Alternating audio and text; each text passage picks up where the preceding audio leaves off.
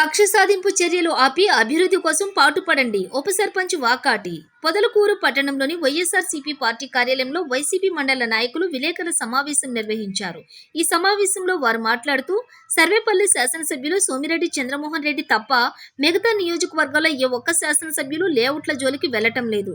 సోమిరెడ్డి మాత్రం పొదలకూరులో ఉండే లేఅవుట్ల యజమానుల దగ్గర ఏదో ఆశించడం పొరపాటిగా సాగుతుంది. కేవలం పొదలకూరులోని మా పార్టీలో ఉన్న 3 లేఅవుట్ల వాళ్లను మాత్రం కక్ష సాధింపుతో వేధిస్తున్నాడు. మీ పార్టీ గెలిచి తెలుగుదేశం పార్టీ అధికారంలోకి వచ్చి 40 రోజులు అవుతున్నా మీరు పొదలకూరులో గాని పొదలకూరు మండలంలో గాని ఏ ఒక్క పనైనా చేశారా? అభివృద్ధిని గాలికి వదిలేసి లేఅవుట్ల చుట్టూ తిరుగుతున్నారు. మా నాయకుడు కాకని గోవర్ధన్ రెడ్డి పొదలకూరు మండలంలో ఏ వీధికి వెళ్లినా సీసీ రోడ్లు, డ్రైనేజీలు, కాలువలు ఇలాంటి ఎన్నో అభివృద్ధి పనులు చేసి చూపించారు. మీరు సర్వేపల్లి ప్రజలకు మీకు అవకాశం ఇచ్చి ఎన్నికల్లో గెలిపిస్తే మీరు మాత్రం గెలిచిన రోజు నుంచి కక్ష సాధింపులను చేస్తూ ప్రజలను భయభ్రాంతులకు గురి చేస్తూ వేధింపులకు గురి చేస్తున్నారు. ఇప్పటికైనా ఈ కక్ష సాధింపులు మానుకుని అభివృద్ధి మీద దృష్టి పెట్టాలని పొదలకూరు ప్రజలు కోరుకుంటున్నారు. ఈ కార్యక్రమంలో వైసీపీ మండల నాయకులు, కార్యకర్తలు పాల్గొన్నారు.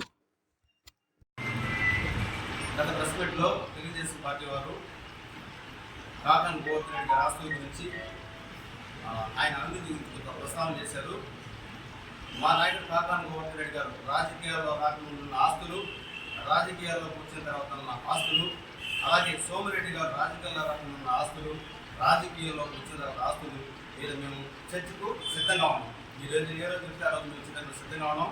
ఆయన రాజకీయాల్లో ఆస్తులు పోగొట్టుకున్నాడు, ఎంత చిన్న చిన్న కొనుక్కున్నాడే కానీ ఆయన పోగొట్టుకున్న సంగతి మాకు కూడా తెలుసు. ఆ చర్చలకైతే మేము సిద్ధంగా ఉన్నాం. మా పార్టీకి చెందిన ఒక 3 లేఅవుట్ల మీదనే వెళ్ళి వాళ్ళు ఇబ్బంది పెట్టడం, వాళ్ళ దగ్గర ఏదో ఆశించడం జరుగుతుంది. వచ్చింది 40 రోజులు ఈ ప్రభుత్వం వచ్చి అభివృద్ధి చేద్దాం. అక్కడ అంతకుముందు గవర్నమెంట్లో, వైఎస్ఆర్సీపీ గవర్నమెంట్లో స్థానికంగా ఉన్నటువంటి మాజీ మంత్రులు కాకాని గోవర్ధన్ రెడ్డి గారు పొదలకూరు గ్రామానికి, పొదలకూరు మండలానికి ఎంత అభివృద్ధి చేశాడో ఆ అభివృద్ధిని మించి చేయాలనే ఉద్దేశం కూడా ఎవరైతే నా పార్టీకి వ్యతిరేకంగా చేశారో వాళ్ళు ఇబ్బంది పెట్టాలని రాజకీయాలు చేస్తారంటే ఏ పార్టీకైనా చూడండి, కొంతమంది కార్యకర్తలు, నాయకత్వం ఉంటారు. ప్రతి పార్టీకి, తెలుగుదేశం పార్టీకైనా, వైఎస్ఆర్ కాంగ్రెస్ పార్టీకైనా. కానీ ఎవరి పార్టీకి వాళ్ళు చేసుకుంటారు. గెలిచిన తర్వాత ఎవరు బాగా చేయాలా, మేము అభివృద్ధి చేస్తాం చూడాలి కానీ చేసిన వాళ్ళని ఇబ్బంది పెట్టడం, చేసిన వాళ్ళని కక్ష సాధింపు చర్యలు తీసుకోవడం ఈ పద్ధతి కదా. బాగా ఆలోచించండి. మేము మా కాకాని గోవర్ధన్ రెడ్డి గారు అభివృద్ధి మీద చూశాడు. ఏ ఒక్క రోడ్డుకి వెళ్ళి చూడండి, ప్రతి ఊరికి తార్ రోడ్డు కూడా ఉండలేదో. రాష్ట్రం అంతా కొన్ని పడిగే రోడ్లు కూడా కాకాని గోవర్ధన్ రెడ్డి గారు ఏ విధంగా చేశారు. కరెంట్ తెగులు వారి డబ్బులు చేయించుకోలేకపోతే అవన్నీ కూడా తీసుకెళ్ళాడు మా కాకాని గోవర్ధన్ రెడ్డి. అట్లాంటివి చూసి మేము ఇంకా మెరుగ్గా చేయాలా, ప్రజలకి మాకు ఎక్కువ ఓటేశారు, మమ్మల్ని గెలిపించారు, నేను 4 పర్యాలు ఓడిపోతే ఈసారి గెలిపించారు, వాళ్ళకి సేవ చేద్దాం, వాళ్ళకి అభివృద్ధి పరచడం అనేది కాకుండా నాకు చేయడం మీద చర్యలు తీసుకుంటాను. ఈరోజు నేను మాట్లాడుతున్నా, నా మీద కూడా తీసుకునేదానికి వాళ్ళు ముందుకు వస్తారు. ఇక్కడ చేయడం తప్ప ఆయన చేయడం కాదు. అభివృద్ధికి రండి. మీరు ఏం చేస్తారు, మేమేం చేస్తారు, మాకంటే మీరు బాగా చేయండి. అది రాజకీయ నాయకుడు ఒక లక్షణం. ఇక్కడ కింద నుంచి ఎవరో చెప్పారని చెప్పి ఇవన్నీ మాట్లాడడం కూడా సరికాదు. తర్వాత మనం సూరాయపాలెం చూస్తున్నాం. సూరాయపాలెం విస్కరించి ఇప్పుడు సుమారు 100 కోట్ల ప్రణాళికలో కాజేయాలని చేస్తుందో 100 కోట్ల రూపాయలు దోచుకోవాలని చేస్తూ ప్రణాళిక సిద్ధం చేస్తున్నారు. గతం ఎక్కడా డబ్బులు అడగడం, ప్రజలకు ఇబ్బంది కలగకుండా, కొనుగోలుదారులకు ఇబ్బంది కలగకుండా, వారు నష్టపోకుండా ఇక్కడ గాలి పెడితే ఇక్కడ ఉండే రైతులందరూ ఇబ్బంది పడతారు. భూగర్భ జలాలు అడుగంటిపోతాయి. కాబట్టి ఇది పెట్టొద్దని వేడుకోగానే ఆయన ఆ ఇసుక నుంచి మంత్రిగా ఉండి కూడా అనుమతించకుండా అక్కడ రైతులకు సూరాపడ్డ అందరికీ ఉపయోగపడేది చేసింది. అయితే మీరు ఇప్పుడు దాంట్లో 100 కోట్లు తీసుకునేదానికి, దాంట్లో నొక్కేసేదానికి ప్రణాళికలు సిద్ధం చేస్తున్నారు ప్రజలు. మరియు భాషా భావజాలాల గురించి మాట్లాడతారు. కాకాని గోవర్ధన్ రెడ్డి గారు స్టేజ్లో మాట్లాడుతున్నారు. అది ఆయన సమయం సందర్భం బట్టి అవతల వారు మాట్లాడేదాన్ని బట్టి మాట్లాడతారు కానీ అన్నీ ఆయన ముందుగా ఏదో మాట్లాడారనుకో అవతల వారు మాట్లాడే దాన్ని బట్టి ఆయన పరుష పదాలు ఉండదే కానీ మీలాగా ఎక్కడ బూతులు తిట్టడం అనేది ఆయన చేత కాదు. మా నాయకుడు కాకని కోరుతున్నాయి కానీ మాకు నేర్పింది ఒకటే, అభివృద్ధి చేద్దాం మనం. ఆయన ఒకటి అన్నాడు ఎలక్షన్లో, మళ్ళీ మనం గెలిస్తే మొదటి రోజు నుంచే మనం పనిచేయాలి, ప్రజలకు పనిచేయాలి. అట్లాంటి ఉద్దేశం కలిగిన మీరు మొదటి రోజు నుంచి కక్ష సాధింపులు చేస్తారు. అలా చేయడం ఈ స్థాయి మేము చిన్నవాడమే, కానీ మా మీద మీకు పట్టం కాదు. ప్రజలకు అభివృద్ధి చేయండి, ఈ దేశంలో న్యాయం చేయండి, వాళ్ళకి అభివృద్ధి చేస్తుంటే 40 రోజులు అయితే ఒక్క పని చేశారు పొదలకూరులో, ఒక్క పని చేయాలి. కక్ష సాధింపులు ఒక వాలంటీరు వాళ్ళకి ఇప్పుడు వాళ్ళ తాతల కాలంలో వాళ్ళ తాతకి ఇద్దరు కొడుకులైతే 18 ఎకరాల స్థలం ఇస్తే ఆ 18 ఎకరాల స్థలంలో 9 ఎకరాలు పెద్ద కొడుకు, 9 ఎకరాలు చిన్న కొడుకు వస్తే ఆ 9 ఎకరాలకి అంటే 3 రోడ్లు ఉంటాయి. 3 రోడ్లలో ఆ అభివృద్ధి ఏంటంటే ఆ చివరి వాళ్ళు కాబట్టి ఒక రోడ్డుకి ఒక 4 అడుగులు జరిపి కట్టుకునే అవకాశం ఉంది. ఒక విలేకరు ఆడ ఫోటో పెట్టి వాళ్ళకి ఫోటో పెట్టి డబ్బులు గుర్తురాడికి చేస్తే వాళ్ళకి సపోర్ట్ చేస్తారు మీరు. ఆ పిల్లవాడు పాపం ఖచ్చితంగా కరెక్ట్గా ఉండే పిల్లలు ఆ అకౌంట్ కూడా మీరు వాళ్ళకి సపోర్ట్ చేస్తున్న పరిస్థితి. కొంతమంది విలేకరులు అంటే అందరు కాదు, ఒకరు ఇద్దరైతే ఉన్నారు. డబ్బులు వాళ్ళ దగ్గర 20,000 రూపాయలు తీసుకుంటే కేసు కట్టించాడు. ఆ కేసు కొట్టించుకునే దానికి ఆ పిల్లలు నానా ఇబ్బంది పడుతుంది. మా పార్టీలు తిరిగే పిల్లలు R&B రోడ్డు బతుకులేదు. అక్కడ ఉండేది ఏంటంటే 4 రోడ్డు కూడల్లో ఒక రోడ్డు కూడలి గవర్నమెంట్ ఉంది, ఒక రోడ్డు కూడా ప్రైవేట్ ఉంది. ఆ రోడ్డు కూడల్లో 4 అందరూ వేసుకుంటే 4లో ఒకటిగా మా కుర్రోడు ఒకటి వేసుకుంటే దాన్ని తీసేయాలని అంటారు. ఈ మీరు చేసేది డబ్బులు కట్టి ఒక ట్రాన్స్ఫార్మర్ పెట్టుకుంటే ట్రాన్స్ఫార్మర్ మా స్థలంలో ఉంది, ట్రాన్స్ఫార్మర్ తీసుకోవాలని చెప్పి మెయిన్ రోడ్డు మీద మాలో ఉన్న మా పార్టీ నాయకులు పెట్టుకుంటే దాన్ని పెట్టుకున్న దాన్ని డబ్బులు కట్టినా కూడా దాన్ని తీర్చిదని చేస్తారు. ఈ కక్ష సాధింపులు మా మీద చేసేది ప్రజలకు చేయండి సేవ. ఏ పార్టీనైనా ఇదే ఆచారం వస్తుంది కదా, రేపు మేము అధికారం వచ్చినప్పుడు కూడా ఇదే పరిస్థితి వస్తుంది కదా, గమ్ముండరు కదా.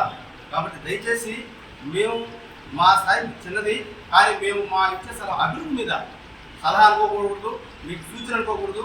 మేము అనుకునేది మీకు గెలిపించిన వారు ఎవరైతే ఉన్నారో ఆ నియోజకవర్గాన్ని ఆ మండలాన్ని అభివృద్ధి చేయాలని కోరుకుంటున్నాం. సర్వేపల్లి నియోజకవర్గంలో మీ మీద ఎంతో నమ్మకంతో మిమ్మల్ని గెలిపించారు ఎమ్మెల్యేగా గెలిపించారు. అదేవిధంగా తెలుగుదేశం పార్టీ ఈ నియోజకవర్గంలో అధికారంలో రావడానికి కూడా అవకాశం ఉంది. ఈ అవకాశాన్ని ఎవరైనా ఎలా ఉపయోగించుకోవాలంటే 10 మందికి మంచి చేయాలి. నన్ను నమ్మి ఓటేసి గెలిపించారు ప్రజలకు ఏం చేయగలరు, వాళ్ళకి ఏం చేయాలి. 4 పర్యాలు ఓటేనన్ను మళ్ళా గెలిచాను. గెలిచిన తర్వాత నా మీద నమ్మకం పెట్టుకోవాలని ఏ విధంగా వాళ్ళకి సేవ చేయాలి అనేది ఏ నాయకులైనా దాని మీదే దృష్టి పెట్టాలి. అంతే కదండి. ప్రతి పార్టీలో కార్యకర్తలు ఉంటారు, ప్రతి పార్టీలో నాయకులు ఉంటారు. వాళ్ళ పార్టీ గెలవడానికే వాళ్ళ సమస్యలు కొడుతుంది. అలా చేసిన తర్వాత నేను నా పార్టీకి నా నాయకుడికి గెలవడానికి నేర్పిస్తాను. అదేవిధంగా అవతల వాళ్ళు అలాగే చేస్తాను. సో మేము గెలిపించుకున్నామా, అది మా రాజకీయంలో మేము గెలిపించుకున్నాం, మేము చేసిన సేవలు బట్టి మేము ప్రజలకి ఏం మంచి చేసామా, వాళ్ళకి ఏం చెడు చేసామా అని ప్రజలు మాకే తీర్పు ఇస్తాం. సో ఈ మధ్య వచ్చిన తీర్పు వల్ల కొన్ని గుణపాఠాలు నేర్చుకుంటాం. మేమేం ప్రజలకు చేయలేకపోయామో, మా మీద ఎందుకు వ్యతిరేకత వచ్చింది, మేము ఎందుకు ఓడిపోయామో దాని మీద మేము పరిశీలించుకుంటాం. తర్వాత మళ్ళీ మేము ఎలా వెళ్ళాలో ముందుకెళ్తాం. ఇది అంతేగాని మేము 5 ఏళ్ళు ఒకసారి అధికార పక్షంలో లేకపోయినా 5 ఏళ్ళు మా నాయకుడు ఎమ్మెల్యే గారు, తర్వాత అధికార పక్షంలో వచ్చిన తర్వాత 5 ఏళ్ళు మా నాయకుడు గోవర్ధన్ రెడ్డి గారు ఎమ్మెల్యే గారు వచ్చినప్పటి నుంచి 10 ఏళ్లలో ఎంత అభివృద్ధి చేశారు మా నాయకుడు. అంతేగాని ప్రజలకు ఏం కావాలి, రోడ్లు కావాలి, మనకు మంచినీటి మంచినీటి సమస్య ఎంత దూరం ఉంటే దాన్ని ఎలా పరిష్కరించాలి, ఎక్కడి నుంచి బోర్లు వేయాలి, ఎక్కడి నుంచి పైప్ లైన్ లాగాలి. పొదలకూరుకి ఇప్పుడు 10 రోజులకి 7 రోజులకి చాలా ఉన్నాయి. మీ అందరికీ తెలిసిన విషయం. వీటన్నిటిని అధిగమించి రోజు మార్చి రోజు నీళ్లు ఇవ్వాలంటే ఏ ప్రణాళిక నిర్వహించాలి. ఇలాంటి వాటి మీద అంత దృష్టి పెట్టి ఈ రోజు పొదలకూరులో మట్టి రోడ్డు అనేది లేకుండా చేశారు. 20 నియోజకవర్గం మొత్తం మీద మట్టి రోడ్డు అనేది లేకుండా చేశారు. మంచినీటి సమస్య అనేది లేకుండా చేశారు.